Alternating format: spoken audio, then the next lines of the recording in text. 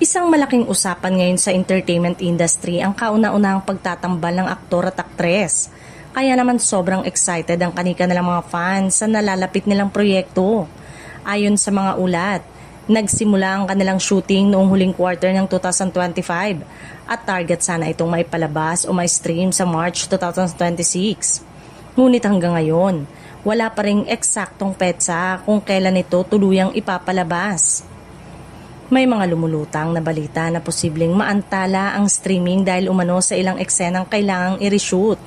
Ayon sa usap-usapan, may mga bahagi raw na hindi naging consistent ang visuals. Kabilang na ang angle ng ilang eksena na napagkamalang mas mature ang dating ng karakter ng isa sa mga bida kumpara sa isa. Gayunpaman, hindi pa ito kinukumpirma ng production team, kaya nananatiling haka-haka pa lamang ang mga ito. Sa totoong buhay, napansin din ng ilan na bahagyang mas matanda ang aktor kumpara sa aktres. Kaya nagiging mainit ang diskusyon online tungkol sa kanilang on-screen pairing. May iba ring nagbibiro na baka raw inaayon pa sa timing ang pagpapalabas ng proyekto.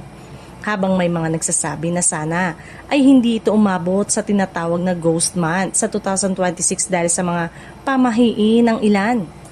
Sa kabila ng mga issue at espekulasyon, malinaw na malaki ang expectation ng publiko sa proyekto dahil sa parehong malalaking artista ang tampok at itinuturing itong experimental pairing. Ayon pa sa ilang sources, walang love angle ang kwento ng serye, kaya't mas nakatuon ito sa story at character development. Inaabangan ngayon ng fans kung kailan ito tuluyang ipapalabas at kung paano tatanggapin ng publiko ang bagong tambalang ito sa harap ng kamera. Sa ngayon, nananatiling TBA ang official streaming date, kaya abangan na lang ang susunod na update.